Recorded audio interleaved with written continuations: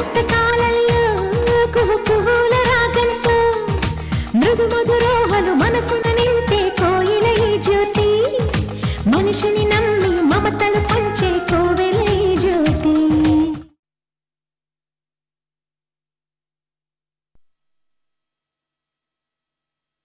మంజు మంచిది మంచిదే అని అంటున్నారు కదా, అంత మంచిదే అయితే నేను కోపంతో అన్న మాటలకు అబార్షన్ ఎందుకు చేయించుకుంటుంది?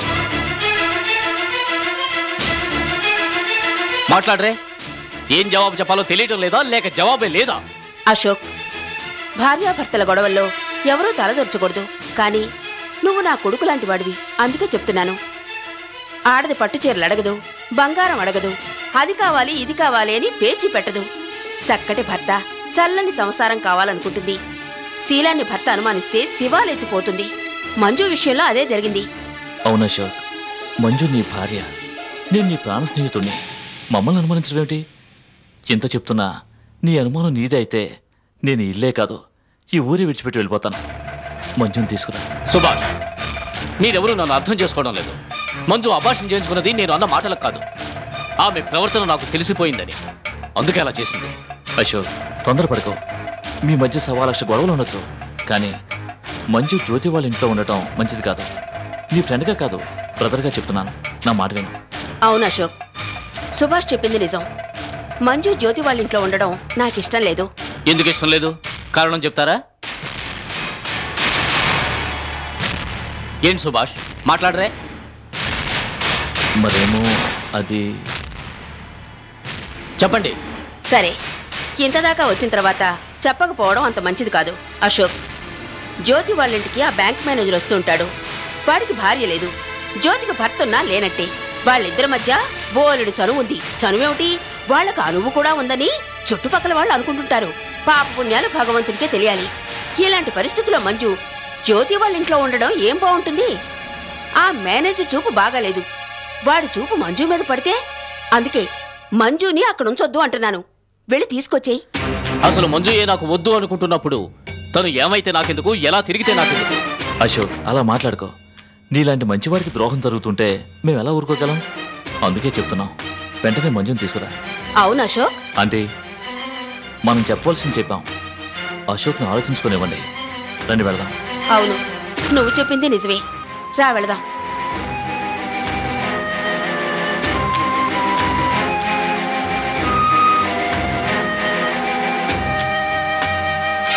అనుమానం అనే విత్తనం నాటాం, కళ్ళపల్లి మాటలనే నీళ్లు చల్లాం. ఇంకా విడాకులనే మొక్క మొలవకేం చేస్తుంది?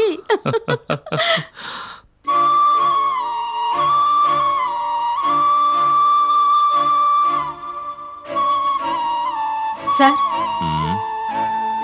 ఎవరు నువ్వు? నా పేరు తులసి. అనుకున్నాను, తులసి మొక్కల నవనవలాడుతుంటే అదే నీ పేరయ్యి ఉంటుందనుకున్నాను. ఆసుపత్రిలో మీ వాళ్ళు ఎవరైనా ఉన్నారా? మిమ్మల్ని చూడ్డానికి వచ్చాను. నన్ను చూడ్డానిక? నాకంటూ ఎవరూ లేని ప్రపంచంలో నన్ను వెతుక్కుంటూ వచ్చావా? ఎవరు నువ్వు? నేను పంకజం.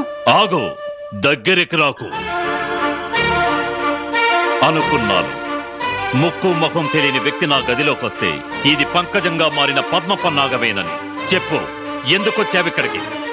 ఆ మిసమిసలాడే పళ్లలో ప్రాణం తీసే విషం పెట్టి పంపిందా పద్మ? నన్ను చంపమనే కదా నిన్ను పంపింది? ప్లీజ్ నన్ను పూర్తిగా చెప్పనివ్వండి. వద్దు, నీ మాటలు విని సహనం నాకు లేదు. పంకజం మనుషులెవరూ ఇక్కడికి రాకూడదు. అది కాదండి, చెప్పేది నీకే. మరి అదిగా బయటికెళ్ళు. అయ్యో, రక్తం వస్తుంది. ఆవేశపడకండి, నేను మీకు శత్రువుని కాదండి.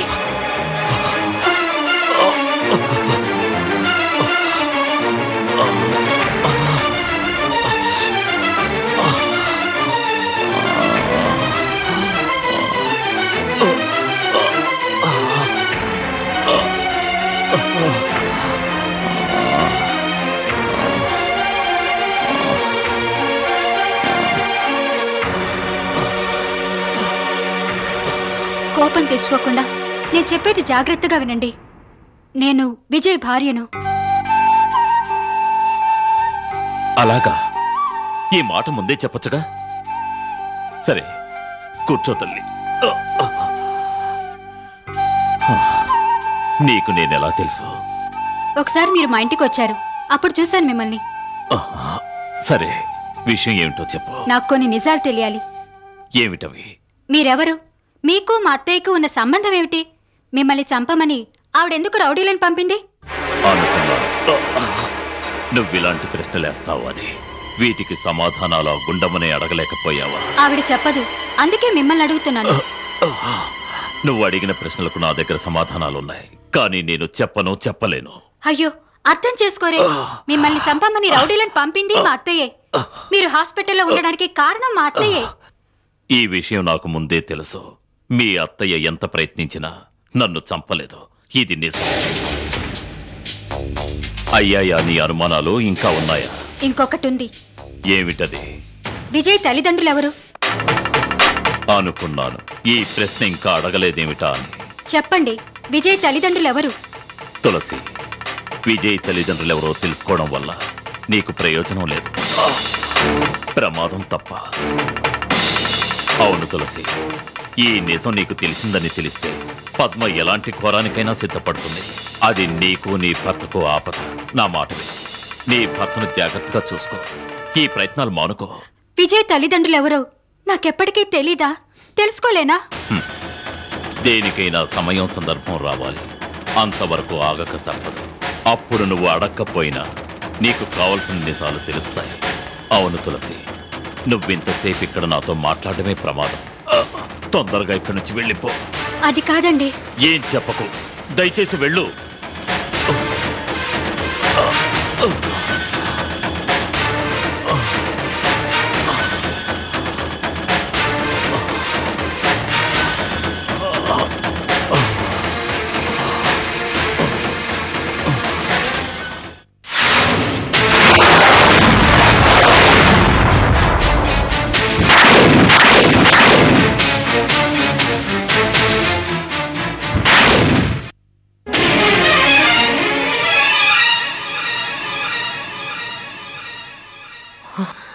తులసి,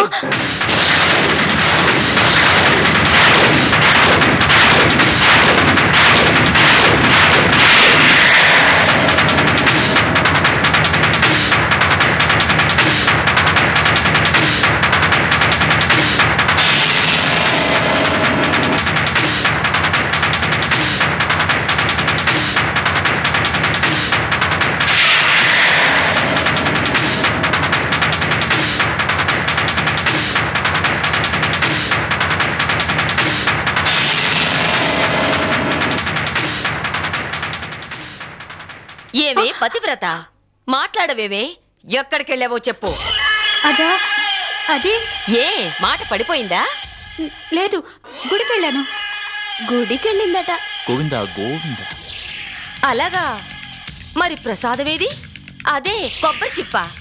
నువ్వు గుడికెళ్ళి రాగానే అందరికి పగలగొట్టి పెడతావుగా కొబ్బరి ముక్క.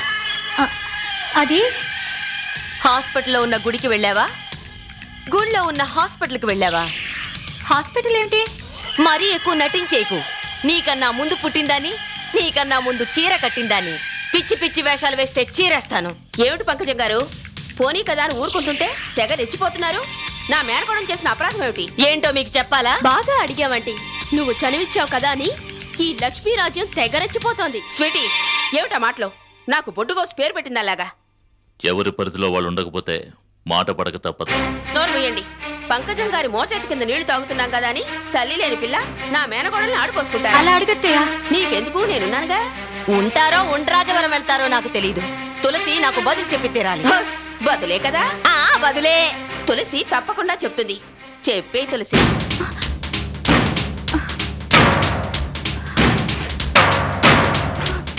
తులసి, నువ్వు ఎక్కడికి వెళ్ళావో, ఎవరిని కలిసావో నాకు తెలుసు.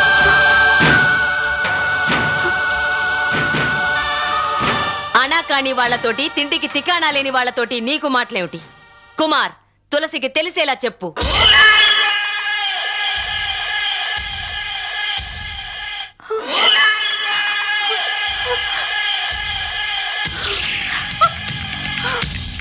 అసలే నీ కళ్ళు చాలా పెద్దవి. వాడితో ప్రతిదీ చూడాలనుకున్నావు అనుకో, చూడటానికి నీ కళ్ళు ఉండవు. నీ నోరు చాలా పెద్దది. పెద్ద చిన్న లేకుండా నోటికి ఏదొస్తుంది మాట్లాడుతూ పిచ్చివాగుడు వాగావనుకో, మాట్లాడడానికి కాదు అన్నం తినడానికి కూడా నీ నోరు ఉండకుండా కుట్టి పారేస్తాం. బాగా చెప్పావు కుమార్. కుమార్ ఏం చెప్పినా బానే చెప్తాడు. నువ్వు లోపలికెళ్ళు. తులసి, మళ్ళీ మళ్ళీ చెప్పించుకోకు. ఇంకోసారి ఇలాంటి తప్పు చేశావంటే ఇంక చెప్పడం ఉండదు.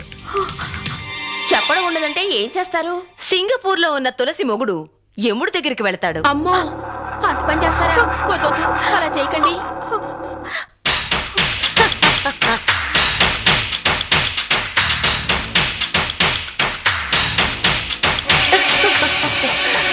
మీరు మనుషులా దయ్యాలా? ఈ ఇంట్లో ఎందుకు ఇన్ని రహస్యాలున్నాయి? అదే అంతుపట్టని రహస్యం. నీకు దుర్గారావు కూడా చెప్పని చిదంబర రహస్యం. అర్థమైందా? ఇక అపరాధ పరిశోధనలు మానేసి అత్తవారింట్లో అణిగిమణిగుండు. వెళ్ళ.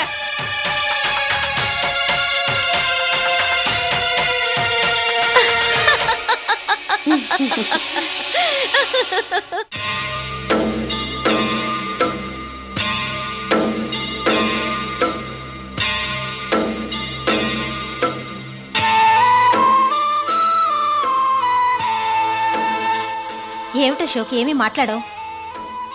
ఒక్కొక్కసారి మాట కన్నా మౌనమే నయం. మనసులో ఏముందో తెలుసుకోవాలంటే మాట్లాడాలి కదా. మాట్లాడాల్సిన అవసరం ఉందని నేను అనుకోవడం లేదు. నేననుకుంటున్నాను. అయితే మాట్లాడు. నువ్వెందుకు ఇలా మారిపోయావు? ఏ మనిషి అయినా ఎందుకు మారతాడు? మారి తీరాల్సి వచ్చినప్పుడే కదా. నువ్వు అనుకుంటున్నట్టు మంజు చెడ్డది కాదు, చాలా మంచిది. అంటే నేనే చెడ్డవాడినా? కాదు, నువ్వు మంచివాడివే, మంజు మంచిదే. కానీ మాకు మంచి జరగడం లేదే. నా మాట విను అశోక్, మంజు మనసు బంగారం. బంగారం రేటు చాలా ఎక్కువగా ఉంది కదా. మీ ఇంట్లోనే ఉంచుకోండి, అవసరానికి పనికొస్తుంది. అశోక్, కోపం వచ్చింది కదూ? మంజుని ఒక్క మాట అన్నందుకే నీ కోపం వచ్చిందే. మంజు చేసిన పనికి నాకెంత కోపం రావాలి? మంజు ఏం చేసిందో నాతో చెప్పు. నా నోటితో నేను చెప్పలేను. నాకు తెలిసి ఏ భర్త తన భార్య గురించి అలాంటి మాటలు మరొకరికి చెప్పలేడు. నీకు ఆమె ప్రవర్తన మీద అనుమానం వచ్చింది. అది అనుమానం కాదు, నిజం. కాదు అశోక్, అనుమానం అనే నిప్పుని అవకాశం అనే గాలి రెచ్చగొట్టింది. మన మనసులో సందేహం పుట్టినప్పుడు దానికి సాక్షి సంతకం చేసినట్టుగా సంఘటనలు జరుగుతుంటాయి. ఇదే మనిషి జీవితంలో అతిపెద్ద కష్టం. ఆ కష్టం ఏదో నాకు వచ్చేసింది, దయచేసి నన్ను వదిలే. జరిగిన దానికి మంజు చాలా బాధపడుతోంది. చేతులు కాలిన తర్వాత చేతలు మార్చుకున్నా ప్రయోజనం ఉండదు. మంజు ప్రస్తుతం మీ ఇంట్లోనే ఉంది కదా. ముందు ముందు మంజు ఎలాంటిదో మీకే తెలుస్తుంది. మంజు వదిన్ని, ఆమె ఎలాంటిదో నాకు తెలీదా? నువ్వొక వదినా, అదొక మరదలు. అశోక్, ఉన్నమాటంటే ఉలికెక్కువ. బాంధవ్యాలు సరిగా లేని వారికే బాధలెక్కువ. ఏమిటి అశోక్ అలా మాట్లాడుతున్నావు? మంజు నువ్వు ఏరుకోరి చేసుకున్న భార్య. అందుకే నాకింత బాధగా ఉంది. ఇంక నేను ఆమెతో కలిసి బతకలేను. అశోక్, బాగా ఆలోచించు. బాగా ఆలోచించే మంజు కడుపులో శిశువుని కరిగించుకుందా? అశోక్, ఆ విషయం మీద నేను మంజుని ఎంత తిట్టానో తెలుసా? అమ్మ కావలసిన ఆడదానివి ఎందుకింత అగాయిత్యం చేశావని చివాట్లు పెట్టాను. జ్యోతి, ప్లీజ్, ఈ విషయం మనం మాట్లాడుకోవద్దు. ఎంతసేపు మాట్లాడుకున్నా దీనికి పరిష్కారం లేదు. పరిష్కారం లేని సమస్య ఉండదు. నేను నీకు మంజుకి కావలసిన దాన్ని, మంచేదో చెడేదో తెలిసిన దాన్ని. మంచి చెడు తెలిసి కూడా చెప్పలేని వారు ఎవరికీ పనికిరారు, ఏమీ చేయలేరు. అందుకే చెప్పాను, మంజుని దూరం చేసుకుంటే తర్వాత ఫీల్ అవ్వాల్సి వస్తుంది. ఆలోచించు. మంజు నీ దగ్గర ఉంచుకున్నందుకు నువ్వు ఫీల్ అవ్వాల్సి వస్తుంది, గుర్తుంచుకో.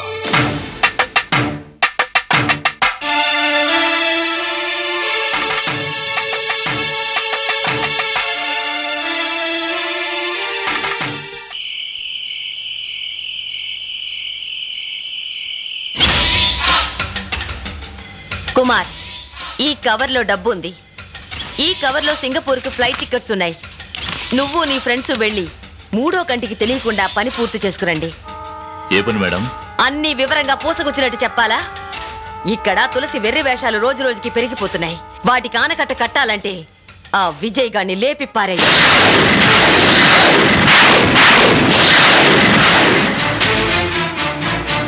అర్థం కాలేదా? అయింది మేడం. ఆంటీ, ఇది చాలా అన్యాయం. మనకు తులసితో కదా గొడవ. ఏదైనా చేస్తే తులసినే చేయాలి. కానీ బావేం చేశాడు? వాడు బావ కాదు, సగ్గు బియ్యం జావా. నీకు వాడు బావ కాదంటే అర్థం చేసుకోవేం స్వీటీ? నువ్వు మా అన్నయ్య కూతురువి. మనం అనుభవించేది ఆ విజయ్ ఆస్తి. వాడుంటే మనకెప్పటికైనా డేంజర్. ఆ విజయ్ని సింగపూర్లోనే కుక్కిన పేన్లా చంపేశామనుకో, ఇక్కడ చెప్పు కింద తేల్లా ఉన్న తులసిని చెప్పుతోనే కొట్టి చంపేయొచ్చు. నువ్వు వెళ్ళిరా కుమార్. Okay madam.